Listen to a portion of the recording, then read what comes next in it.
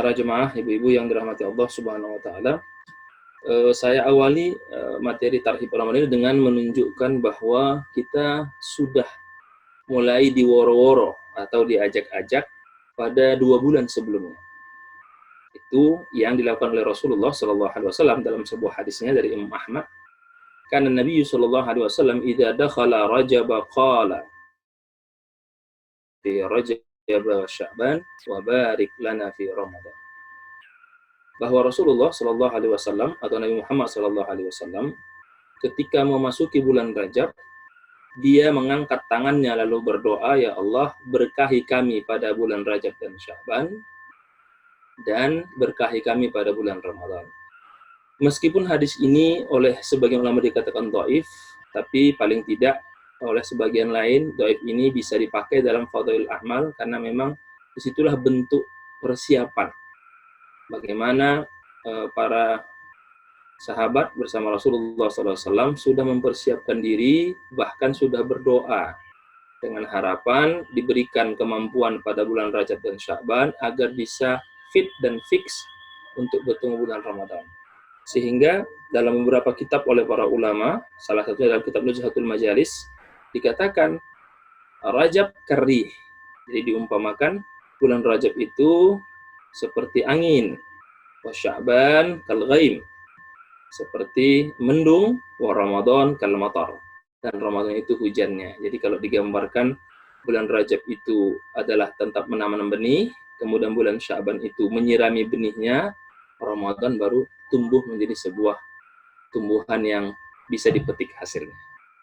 Maka kalimatnya faman lam yajra fi Rajab, barang siapa yang tidak menanam benih pada bulan Rajab, walam yasqi fi Sya'ban, dan tidak menyiraminya pada bulan Sya'ban, fa kaifa yuridu an yahsuda fi Ramadan.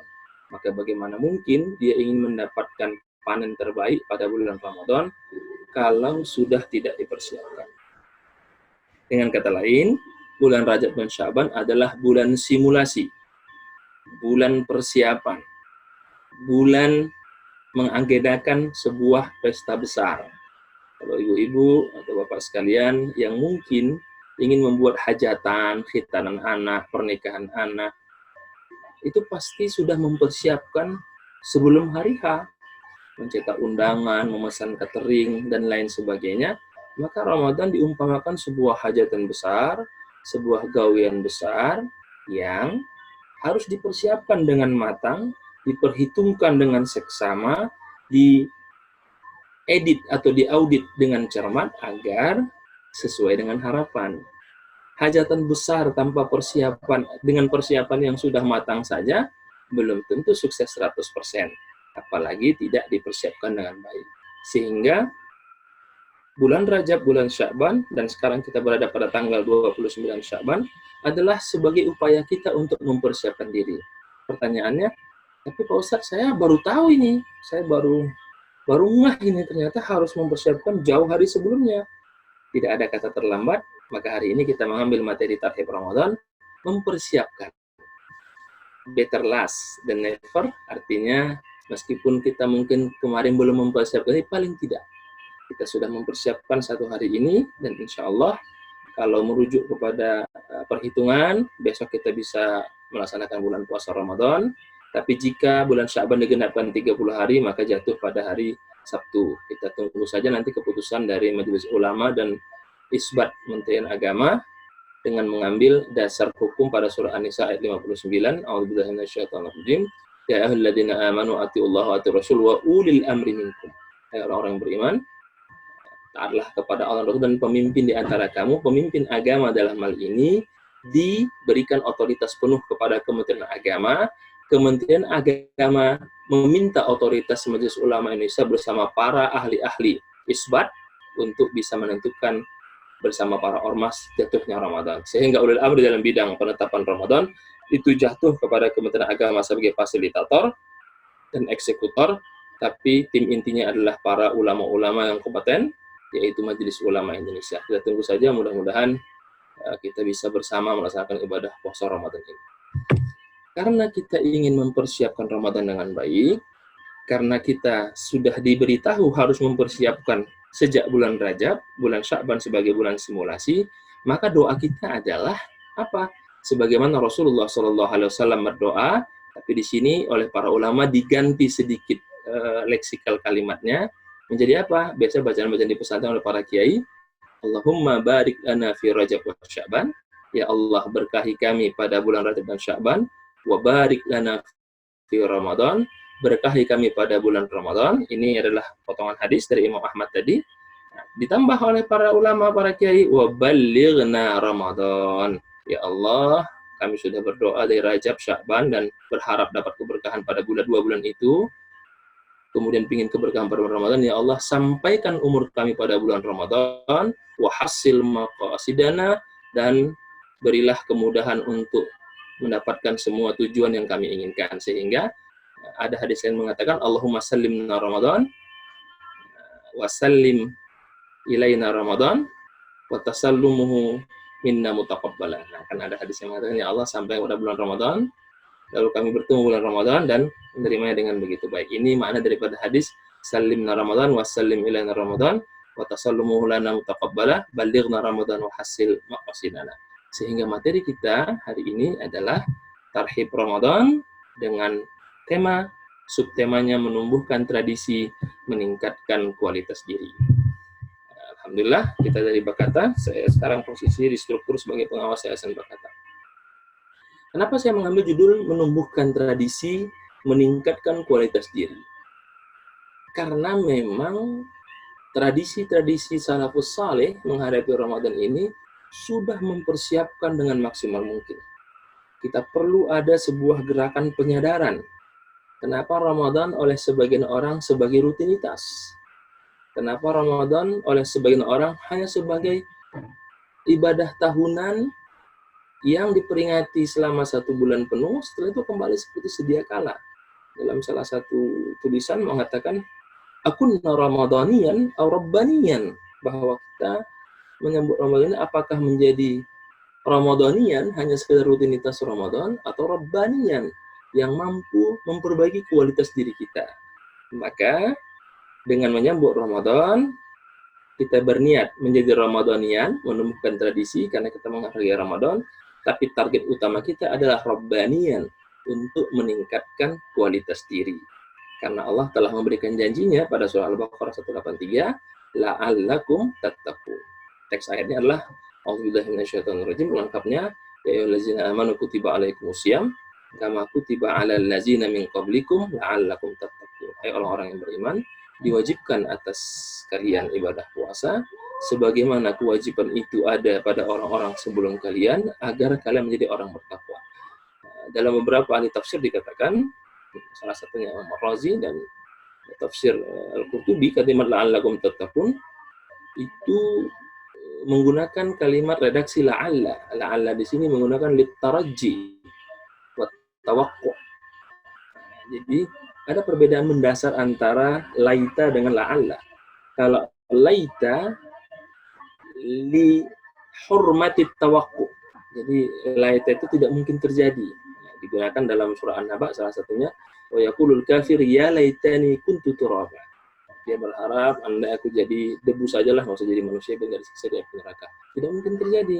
Tapi kalimat la'alla itu ada tarji, ada harapan, ada potensi at-tawaqquf. Ini bisa didapatkan. Maka Allah menggunakan kalimat la'allakum tattaqun jika kalian mengikuti seluruh prosedur dan tata laksana ibadah puasa dengan benar sesuai dengan Rasulullah SAW, maka aku pastikan, kata Allah, kalian akan mendapatkan gelar takwa. Dan inilah gelar tertinggi yang paling kita butuhkan dalam melaksanakan ibadah puasa dan ibadah-ibadah yang lainnya. Lalu ayat yang kedua, kita harus mengenal bahwa Ramadan juga dikatakan Syahrul Quran. Apa itu Syahrul Quran? Ya, Allah katakan Syahrul Ramadan alladzi unzila fihil Quran. Pada bulan inilah turunnya Al-Quran. Petunjuk bagi manusia, hudalin nas wa bayyinatin minal huda wal furqan, dan penjelas dari atas pembeda atas yang hak dan yang benar. Kalau Ramadan ini juga dikatakan sebagai Syahrul Quran, maka sudah sepantasnya lah volume bacaan kita terhadap Quran meningkat, pemahaman kita terhadap Quran semakin bertambah, dan kedekatan kita kepada Quran harus lebih maksimal.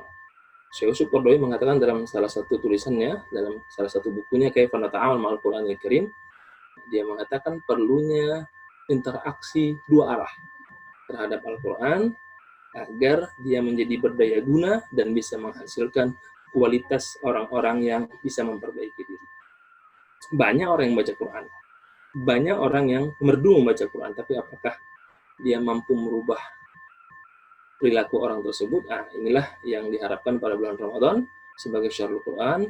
Interaksi kita semakin banyak bersama Al-Quran, kebersamaan kita membersamai sehari-hari bersama keluarga terlebih di rumah, kita bisa menambah kualitas kepada Quran. Yang sebelumnya tidak lancar harus melancarkan bacaan, yang sebelumnya sudah lancar harus memastikan bisa paham artinya, yang sudah paham artinya mulai membaca tafsir.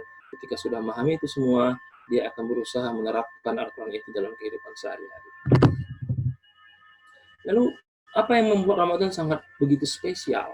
Ternyata banyak sekali peristiwa besar yang coba kita rujuk. Saya merujuk dalam kitab Fiqh Islam wa Adillatuh beberapa poin, selain banyak juga yang dari buku-buku lain. Apa dikatakan pada Ramadan ini ada perang besar. Salah satunya apa? Waqi'atu Badrin Kubra, yaitu perang Badar pada tanggal 17 Ramadan tahun kedua Hijriah. Makanya sesuai dengan perintah ketika pulang dari perang Badar, kata Rasul, kita sudah menang. Tapi ada yang lebih besar dari itu, yaitu apa? Raja'na minal jihadil asghar ila jihadil akbar. Kita pulang dari peperangan dengan jihad level kecil kepada jihad yang besar, yaitu apa? Jihadul hawa wa nafsi, karena saat itu sedang bulan Ramadan. Sebenarnya perang melawan diri sendiri itu yang lebih berat. Yang kedua, juga Ramadan juga menjadi sangat penting karena penaklukan kota Makkah itu pada tanggal 10 Ramadan. Dan yang ketiga, kita tahu jatuhnya Andalusia oleh Tariq bin Ziyad juga pada bulan Ramadan. Dan yang keempat, Al-Ayyubi dalam perang Salib juga pada tanggal 10 Ramadan. Bahkan negara kita, kalau saya tidak salah nanti bisa dibenarkan, itu kan bulan Ramadan juga proklamasinya. Artinya Ramadan ini bulan yang produktif, bulan penuh kemenangan, karena memang sudah dipersiapkan 2 bulan sebelumnya dan sudah diatur sedemikian rupa agar Ramadan ini tinggal memetik hasilnya, tinggal berkompetisi bersama untuk mendapatkan malam voucher 1000 bulan yang disebut dengan malam Lailatul Qadar. Lalu apa yang Rasul lakukan? Kita lihat hadisnya dari Abu Hurairah. Rasul diriwayatkan an Abi Hurairah radhiyallahu anhu lama hadara Ramadan, ketika datang bulan Ramadan, Rasulullah bersabda, qad ja'akum syahrul Ramadan, telah datang kepada kalian bulan Ramadan, syahrul mubarak, bulan yang penuh keberkahan, iftaradallahu alaikum siyamahu, Allah mewajibkan puasa kepada kalian, tuftahu fihi abwabul jannah, dibukakan pintu-pintu surga, wa tughlaqu fihi abwabul jahim, ditutup pintu-pintu neraka, wa tughallu fihi syayatin, dan dibelenggu para setan-setan. Fihi lailatun khairun min alfi syahr. Ada satu malam dalam bulan Ramadan itu yang lebih baik daripada 1000 bulan. Jadi memang Rasul menyampaikan kepada sahabat, dan itu tradisi Rasulullah SAW, setiap akan datang Ramadan, dia sampaikan, telah datang bulan Ramadan, telah kelihatan hilal bahwa Ramadan besok itu, mari kita beramal, mari kita berkompetisi untuk mendapatkan banyak kebaikan, karena pintu-pintu surga sedang dibuka. Kesempatan untuk beribadah sedang dibuka, tapi pintu-pintu neraka sedang ditutup, kesempatan untuk berbuat maksiat sudah tidak ada lagi, karena semua orang lagi euforia beramal soleh, dan setan-setan dibelenggu.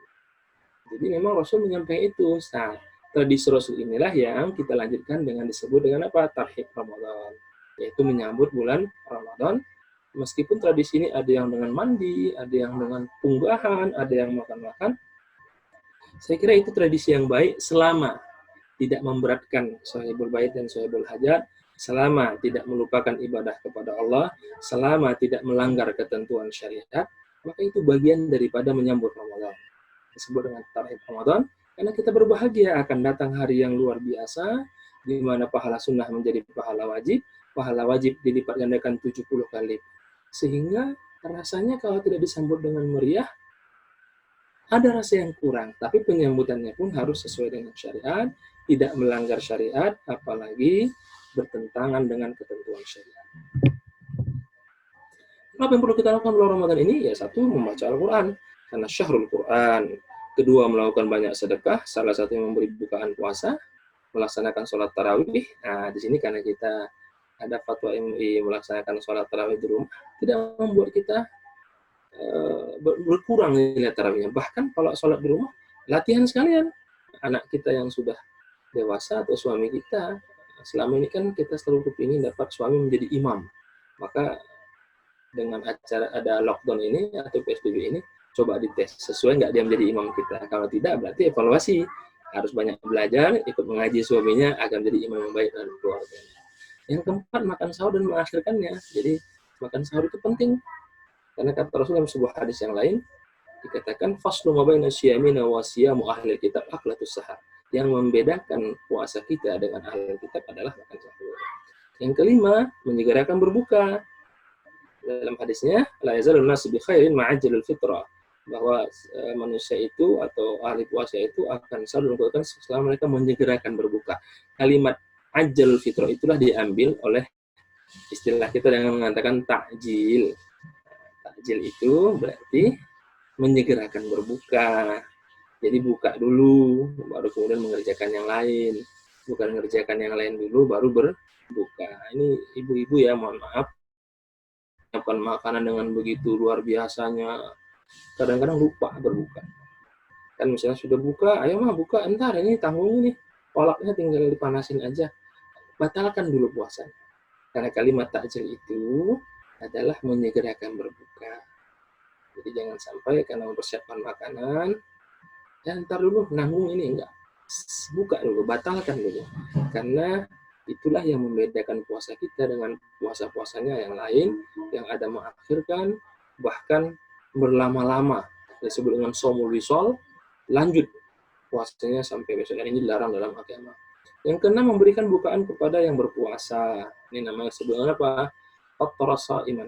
Memberikan buka kepada puasa ini banyak sekali pendapat apakah makanan berat atau makanan yang ringan. Memang kalau dari kalimat fattara berarti kalau bisa makanan yang empuk. Tapi kalau tidak bisa ya sekedarnya minimal segelas air aqua, karena Rasul pernah dalam sebuah hadisnya, "Iza aftara ahadukum falyuftir ala tamrah, fa illam yajid falyuftir ala ma' fa innahu tahur."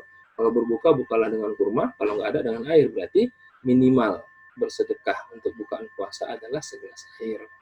Ya, tapi kalau bisa ya jangan istiqomah segelas air selama sebulan. Nah, mungkin hari pertama segelas air, hari kedua masuk dengan bukaan-bukaan yang menarik, bahkan kalau bisa 10 hari terakhir itu lebih banyak lagi kita bersedekah, karena memberikan bukaan kepada orang yang berpuasa ini pahalanya seperti berpuasa. Man fattara sha'iman kana lahu ajrus sha'im la yanqus min ajris sha'imi syai'an, kama qala alaihi wasallam. Pahalanya sama.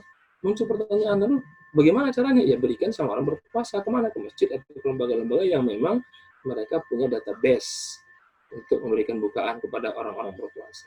Yang ketujuh, i'tikaf. Nah, di sini juga karena kita tidak bisa i'tikaf di masjid karena kebijakan PFH ya dan PSBB, ya kita i'tikaf di rumah. Nah, di sini kita dilatih bagaimana menjadikan rumah kita sebagai surga, baiti jannati. Rumahku adalah surgaku. Berarti i'tikaf apa kegunaannya? Yaitu untuk menjadi kita mencari malam Lailatul Qadar. Kemudian selanjutnya umrah di bulan Ramadan. Aisyah ketika ditanya barang siapa yang umrah pada bulan Ramadan, pahalanya ta'dil hajjah, seperti pahala orang haji. Tapi karena sekarang tidak bisa, ya kita sudah berniat saja, dikumpulkan uang, nanti di masa-masa akan datang kita bisa umrah pada bulan Ramadan. Dan banyak lagi amalan-amalan sunnah lainnya, kita tidak jelaskan secara detail, karena nanti pada waktu sendiri ada materinya, karena ini hanya fokus kepada persiapan kita menyambut bulan Ramadan. Lalu apa yang perlu kita persiapkan? Nah, ini yang penting. Yang pertama, persiapan menjelang Ramadan ada namanya persiapan maknawiyah atau spiritual.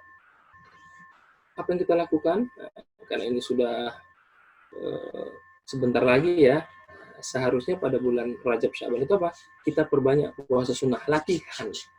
Agar ketika awal Ramadan itu tidak terkejut. Ya, jadi puasa Ramadan nggak terkejut batin kita karena sudah terbiasa dengan puasa sunnah. Kemudian yang kedua, memperbanyak membaca Al-Quran. Membaca Al-Quran, kita latihan membaca Al-Quran, latihan membaca, coba dicek bacaannya, targetnya mau berapa lama. Baru yang ketiga, berdoa kepada Allah. Dan itu yang Rasulullah lakukan apa? Allahumma barik lana fi Rajab wa Sya'ban, wa barik lana fi Ramadan. Ya Allah, berkahi pada Rajab dan Sya'ban, dan berkaikan pada bulan Ramadan. Bahkan hadis lain, Allahumma salimna Ramadan, wa salimna ila Ramadan, wa tasalumu taqabbala. Sampai kami pada bulan Ramadan, lalu kita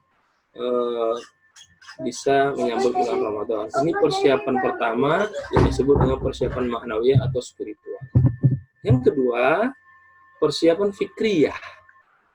Persiapan akal, mendalami ilmu yang berkaitan dengan Ramadan, membaca buku fikih, majelis ilmu ini, termasuk kita buat kajian online Ramadan ini, menambah pengetahuan kita. Karena mungkin kita pernah belajar dulu, lupa. Maka sekarang diingatkan, oh begini hukumnya. Oh kalau saya nanti buka nggak sengaja, ternyata hadisnya kata Rasul, kalau itu masaumuh, maka segerakan disempurnakan puasa karena buka dengan tidak sengaja.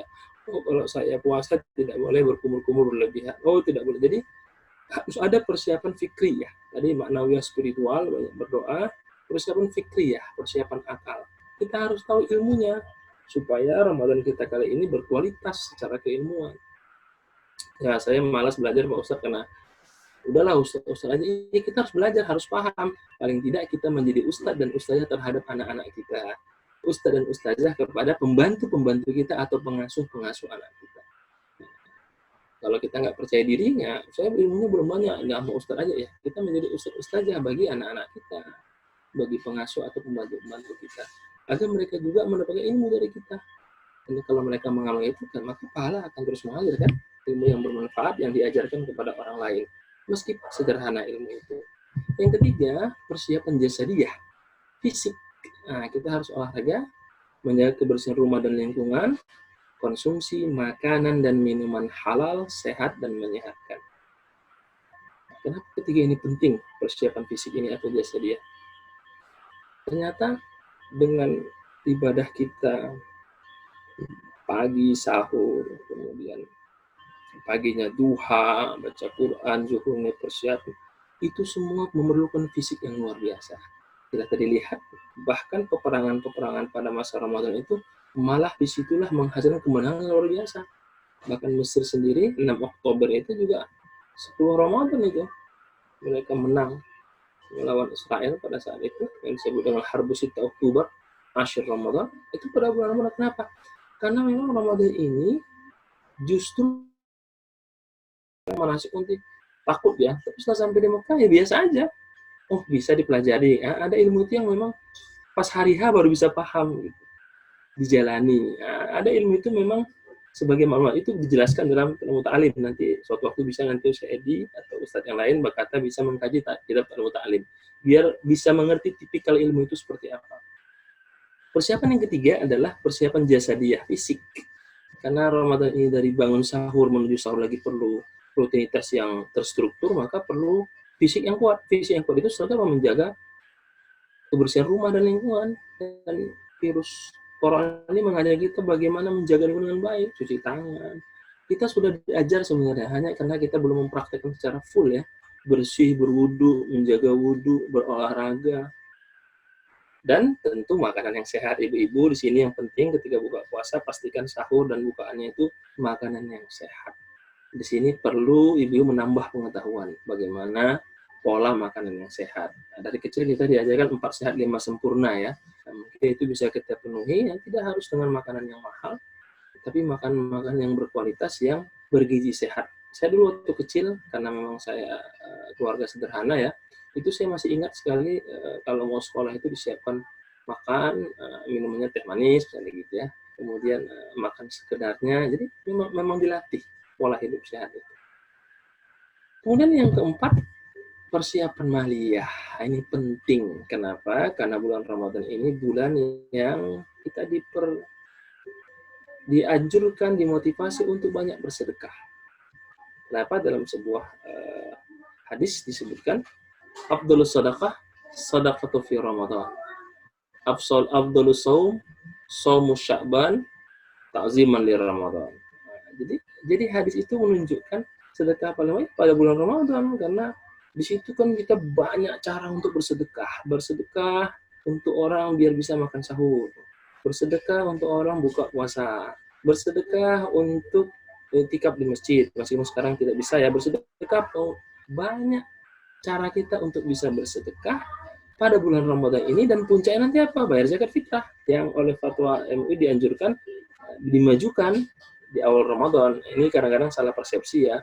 Bukan dimajukan sekarang dibayar, artinya bagi yang punya tradisi membayar zakat fitrah itu pada malam takbiran, karena memang cara fikih afdolnya dibayar itu pada malam takbiran karena jatuh lebaran baru dibayar. Nah, ini boleh dimajukan pada awal Ramadan, sudah bisa dibayarkan sehingga distribusinya bisa lebih cepat. Bahkan beberapa perumahan yang sudah rapi sistem masjidnya itu bahkan 10 hari terakhir sudah nggak terima zakat lagi. Zakat kami terima sampai tanggal 20 Ramadan. Setelah itu kami fokus iktikaf, maka silahkan ke masjid lain untuk bayar zakat fitrah. Nah, ini sudah bagus. Artinya kalau udah tanggal 20 selesai, jadi pengurus masjid itu bisa beribadah.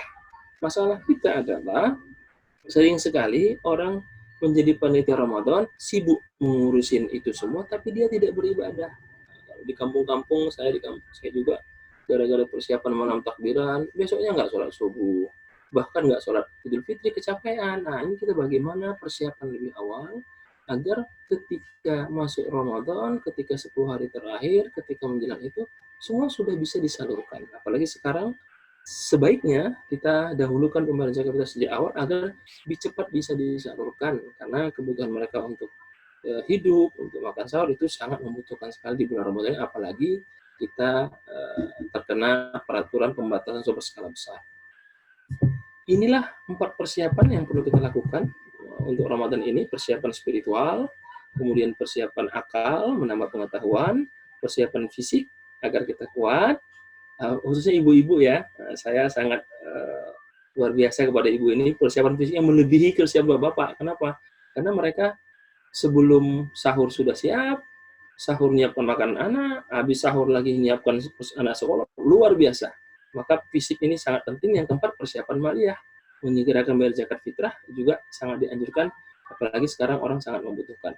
Jika keempat ini kita siapkan, maka jadilah seperti harapan Rasulullah SAW, seperti gambar ini. Lihat, pada masa Rasul, bahkan bulan Ramadan itu orang siap berperang. Bukan dibalik. Berhubung karena Ramadan, maka jam kerja dikurangi. Berhubung karena Ramadan, maka pulang dipercepat. Tapi kenyataan pada masa lalu tidak seperti itu. Bahkan Ramadan itulah orang banyak menjadi orang produktif. Bahkan perang pun sanggup. Kalau kita mengikuti aturan tadi sesuai sunnah Rasul, maka inilah hasilnya. Punya muslim-muslimah yang tangguh dan kuat. Tapi kalau kita menjadikan Ramadan sebagai rutinitas, maka inilah hasilnya. Meskipun sekarang mungkin karena kita di rumah ya. Jadi hari pertama Ramadan, beda kan? Perbedaan antara satu Ramadan pada masa Rasul dengan satu Ramadan di era milenial sekarang.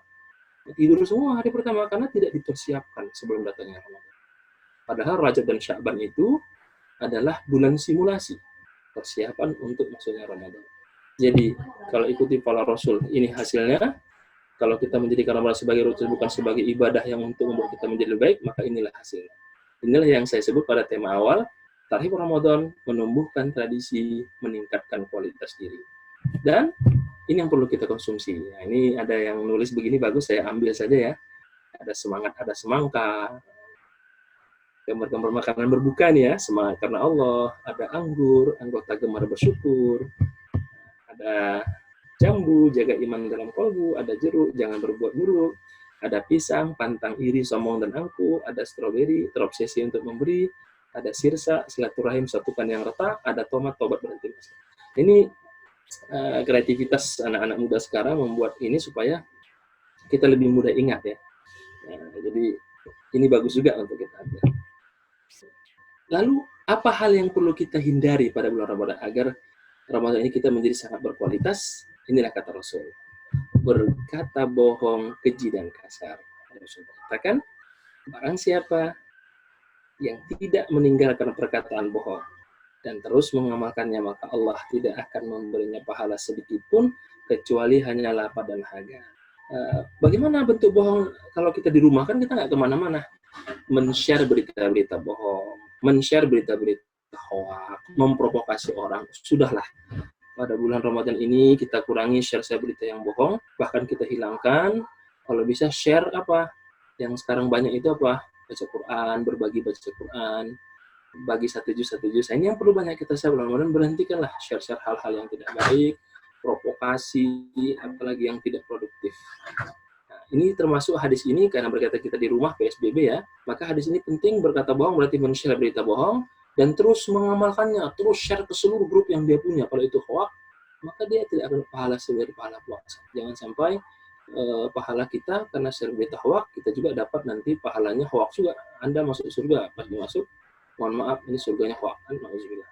Kemudian yang paling kita hindari, karena ini di rumah ya, berbuka puasa dengan sengaja tanpa uzur juga perlu kita hindari.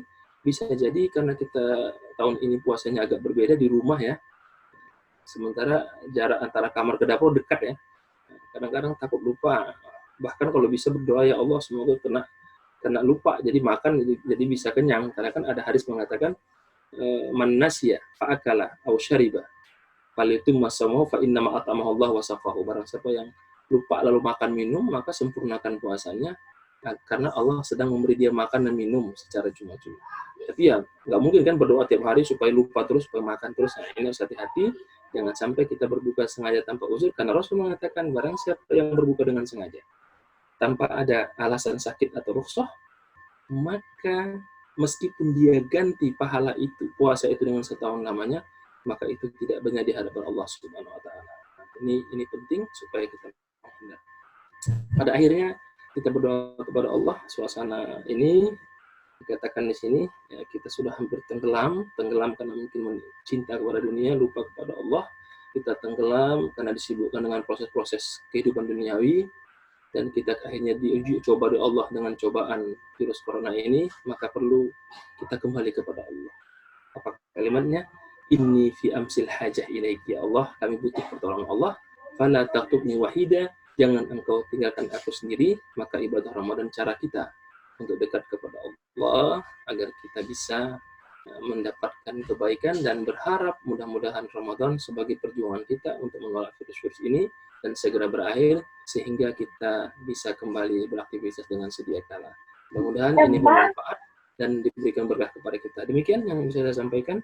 Silakan kalau ada yang mau ditanyakan, masih ada waktu. Assalamualaikum warahmatullahi wabarakatuh. Waalaikumsalam warahmatullahi wabarakatuh. Terima kasih Ustaz Asnan atas tausiahnya dan kajiannya pada pagi hari ini. Semoga apa yang disampaikan oleh Ustaz Asnan menjadi tambahan ilmu bagi kita semua dan bermanfaat bagi kita semua. Amin ya rabbal alamin. Di sini ada beberapa pertanyaan, tapi ada yang paling utama, ada namanya Bu Hesti menanyakan mengenai sedekah itu baiknya sembunyi-sembunyi atau ditunjukkan nyata. Baik, terima kasih. Terima kasih Bu Hesti atas pertanyaannya. Kalau Ibu ikut program Bakata mungkin sudah masuk di juz 2 atau juz 1 ya, juz 2 ya. Itu ada kalimatnya Allah berfirman, A'udzubillahi in tubdus shadaqati fa ni'ma hiya wa in tukhfuha wa tu'tuhal fuqara fa huwa khairul lakum. Juz 2 juz 3 saya. Yang belajar Bakata tahu ini. Apabila tubudu mereka menunjukkan sedekah, mempertontonkan sedekahnya, fa ni'ma hiya, maka itu baik. Karena kata Imam Ghazali, kadang-kadang perlu sedekah itu untuk memotivasi orang. Selama dia yakin dengan menunjukkan itu tujuannya memotivasi orang, dan orang akhirnya termotivasi, maka boleh. Jangan sampai, saya nggak mau sedekah, kenapa? Karena takut nanti orang mengatakan riya. Nah, itu dikatakan Imam Fudail, dikatakan, tarkul amal min ajli riya syirkun, meninggalkan amal karena takut riya itu syirik sebenarnya. Berarti dia punya Tuhan selain Allah. Padahal Allah sudah katakan wa qul malu fasayarallahu amalakum wa rasuluhu wal mu'minun. Bekerja saja, biasa itu orang komentar orang. Karena Quran sudah mengatakan intubdus shadaqati fa ni'ma hiya. Jika kalian menunjukkan sedekah kalian sebagai motivasi, maka itulah yang baik. Tapi ada kalimat lanjutannya, wa in tukhfuha, dan in apabila tukhfuha kalian menyembunyikannya, wa tu'tuhal fuqara, lalu kalian berikan kepada para fakir, fahuwa khairul lakum, maka itu jauh lebih baik. Ini mungkin terkait dengan beberapa lembaga ya, termasuk Pak Kata juga, yang mungkin memberikan bantuan terus di-share fotonya gitu ya. Apakah itu bagian daripada hal baik? Ya kalau ini untuk memotivasi di antara kita, tidak disebar sampai ke seluruh dunia misalnya, ya nggak apa-apa. Itu kan sebagai bukti bahwa kita telah menyampaikan bantuan itu agar orang termotivasi, orang menyumbang. Jadi sebenarnya tergantung intilak, titik tolak niatnya. Meskipun niat ini hanya Allah yang tahu, tapi secara fikih dua-dua dibenarkan. Kalimatnya, kalau engkau menunjukkan sedekah fani immahiyah, maka itu dibolehkan. Wa in tukhfuha, tapi jika engkau menyembunyikan, maka itu jauh lebih baik. Jadi ingat, menunjukkan sedekah itu bukan buruk, menyembunyikan sedekah bukan lawan dari buruk, tapi menunjukkan sedekah motivasi itu baik, menyembunyikannya jauh lebih baik, karena hadis lain, hatta la ya'lam, sampai tidak tahu tangan kirimu ketika tangan kamu bersedekah. Ini sebenarnya masalah hati. Nah, jangan sampai kita dipilih kepada pilihan salah atau benar. Tidak. Baik menunjukkan sedekah untuk motivasi, tapi lebih baik jika kita menyembunyikannya. Saya kira itu untuk Bu Hesti ya, jawabannya. Begitu, Ustaz. Ustaz Edi atau Ustaz yang lain bisa menambahkan. Kalau ada mau bertanya lagi, langsung tidak apa-apa, tidak perlu ditulis, karena forumnya sudah forum bebas. Setiap orang atau jamaah bisa bertanya kepada Ustaz Asnan. Silakan, Bu Eka. Atau ibu yang lainnya, Bu Indah atau Bu Susi. Assalamualaikum Ustaz. Waalaikumsalam, silahkan Bu. Ustaz, kalau hadis doif itu tetap kita tetap kita share atau tetap kita ucapkan gitu, kita share kemana-mana hadis doif itu hukumnya gimana ya Ustaz? Oh iya, bagus Bu pertanyaannya. Sebelum saya lanjutkan, saya jelaskan dulu apa itu hadis dhaif, apa itu hadis sahih. Nanti insya Allah mungkin ada dari Ustaz Bakata akan bahas secara detail tentang hadis dhaif, hadis sahih. Ya, hadis dhaif itu, jadi begini Bu, hadis itu kan ada 4 kriterianya. 1, jalur periwayatannya. 2, orang yang meriwayatkannya. 3, matan daripada riwayat itu. 4, matan itu tidak saz atau ada hal-hal yang membuat dia batal. Dhaif itu juga terbagi-bagi. Misalnya periwayatannya ada 10 orang dari Rasul sampai sahabat. Orang kelima ternyata didapati orang ini sudah tua, suka pikun. Nah, maka hadisnya dhaif. Itu contohnya. Kemudian ada lagi 10 periwayatan. Kenapa nak? Ya, tunggu diambil sama ya sebentar. Bentar ya. Nah, tuh. Ya. Nah, ada juga periwayatannya itu misalnya orangnya pemarah. Nah, dia tidak bisa dikasih. Ada juga orangnya suka bercanda. Bisa jadi hadis yang disampaikan itu mungkin diragukan. Nah, ini yang dikatakan dhaif. Dhaif ini, tapi kalau orangnya penipu, tukang pembunuh, kriminal, nah itu hadisnya mungkar atau palsu. Jadi hadis dhaif itu memang ada yang menolak, tapi sebagian ulama mengatakan kalau untuk fadhailul a'mal itu dibolehkan. Nah, ulama yang menolak Ibnu Hajar Asqalani, salah satu perawi hadis yang sangat ketat masalah hadis. Dia mengatakan kalau lemah itu an yakuna fi fadhailul a'mal alla ya'taqida subutahu, tidak meyakini itu sebagai bagian yang wajib. Kemudian yang ketiga, tidak la yata'aradu ma'an nassl, tidak bertentangan dengan teks nas yang sahih. Yang keempat, itu hanya dalam fadhailul amal saja. Maka dalam hal ini Ibu, hadis dhaif yang seperti ini boleh kita sebar karena dia sifatnya untuk motivasi. Tapi jika bertentangan atau ada hadis lain ketika kita share terus muncul ada hadis yang membatalkan itu, ya kita minta maaf, kita tarik kembali. Karena kita men-share niatnya kan untuk memotivasi. Tapi kalau hadisnya mungkar, dhaif nanti ada yang mungkar, ada yang palsu. Ini yang ditolak oleh para ulama. Jadi Caranya Bu sederhana, ditanya kepada yang kompeten, kepada ustadz atau ustadz yang dikenal oleh Ibu, bagaimana hadis ini. Setelah Ibu tanya, boleh di-share? Share aja. Ibu bertanya kepada ahlinya, atau boleh juga membuka-buka beberapa rujukan buku. Udah banyak sekarang buku-buku yang mentakhrij atau menjelaskan kualitas dari sebuah hadis. Tinggal kita mau membaca atau mau bertanya kepada orang yang punya kompeten. Fas'alu ahla zikri in kuntum la ta'lamun. Demikian Ibu. Wallahu a'lam. Alhamdulillah sudah dijawab oleh Ustaz Asnan dengan secara lebar. Bisa menambahkan sedikit Ustadz Supri? Mangga dari Silakan Ustaz Edi. Ustaz Edi Ahlan. Tentang masalah penjelasan hadis dhaif tadi, saya punya penjelasan sederhana saja bahwa dalam saya share di layar bahwa Boleh, silakan. hadis dhaif adalah hadis. Nah, itu artinya ini bukan data palsu, ya, karena para pengkoleksi hadis di kalangan ulama-ulama hadis itu kebanyakan yang murni hanya memasukkan hadis sahih ke dalam buku koleksi hadis mereka, ya yang dikenal ya Imam Bukhari, Imam Muslim, sama Imam Tirmizi. Sementara yang lain memasukkan hadis yang sahih dan tidak sahih. Jadi kita bilangnya hadis sahih dan tidak sahih. Karena secara predikat hadis itu memang dikelompokkan menjadi dua saja. Hadis dhaif dan hadis sahih dan dhaif. Baik. Lalu apa bedanya? Jadi di pelajaran hadis ditegaskan, bukan di pelajaran usul fikih lah, atau misalnya tentang penggunaan hadis itu, yang membedakan hadis sahih ya dengan yang hadis dhaif. Hadis sahih sah dijadikan dalil untuk mengharamkan sesuatu, mengharamkan perkara gitu ya, perkara atau mewajibkan perkara. Ini satu, ini yang bisa dilakukan hadis sahih.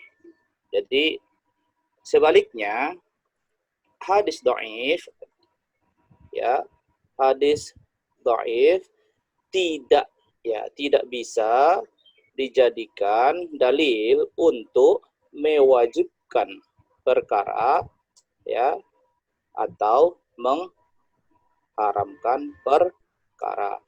Itu saja. Artinya kalau hadis dhaif itu hanya berisi anjuran, ada perintah dalam hadis dhaif maka tidak menghasilkan wajib. Jika ada larangan dalam hadis dhaif tidak menghasilkan harapan. Nah, itu. Saya rasa itu aja yang perlu saya tambahkan. Nah, bedakan hadis maudhu'. Hadis maudhu' itu berarti bukan hadis. Ini ada istilah nama lain ya. Saya tambahkan di sini.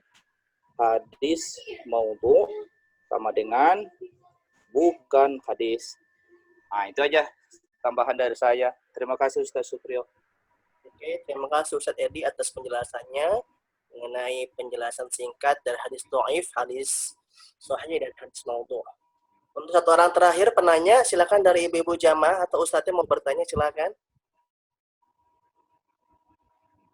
Ada Ibu Indah, ada Bu Susi, ada Mbak Ian. Kayaknya cukup Ustaz ya. Biar saya tutup closing statement aja. Biar ibu-ibu ada kegiatan yang lain ya. Baik. Terima kasih kepada ibu sekalian. Nanti kita bisa lanjut di grup aja, tanya jawab bisa kita lanjutkan. Karena saya ada jadwal juga setelah ini. Kata kuncinya adalah pada ibu sekalian, mari kita persiapan Ramadan ini, tahun ini yang agak sedikit berbeda dari ibadah-ibadah sebelumnya, tapi perbedaan itu tidak membuat kita akhirnya berbeda kualitas ibadah. Tema utama kita, tarhib Ramadan, menumbuhkan tradisi, mari kita bangkitkan kembali tradisi para salafus soleh, agar kualitas diri kita semakin bertambah lebih baik. Kapan Ramadan? Kita tunggu saja keputusan Isbat, merujuk kepada surah An-Nisa ayat 59. Kita tunggu saja keputusannya, apakah besok Ramadan atau menggenapkan Sya'ban, sehingga Sabtu kita Ramadan. Kita tunggu saja dari keputusan Ulil Amri, sesuai dengan surah An-Nisa ayat 59. Kami dan saya pribadi mengucapkan selamat menyambut Ramadan. Mudah-mudahan kita menjadi orang-orang yang terbaik. Mohon dimaafkan atas segala kesalahan. Taqabbalallahu minna wa minkum, dan mudah-mudahan kita semua mendapat gelar takwa setelah bulan Ramadan nanti. Amin ya rabbal alamin. Demikian dari saya, silahkan ditutup oleh Ustaz Sofio. Assalamualaikum warahmatullahi wabarakatuh. Terima kasih Asnan. Assalamualaikum warahmatullahi wabarakatuh. Waalaikumsalam warahmatullahi wabarakatuh. Ustaz ini juga telah membantu. Mari kita tutup bersama baca doa kafaratul majelis. Subhanakallahumma wa bihamdika. Subhanallah Allahumma bihamdika. bihamdika la ilaha illa anta astaghfiruka wa atubu ilaik. Assalamualaikum Ustaz. Waalaikumsalam. Terima kasih Ustaz Asnan.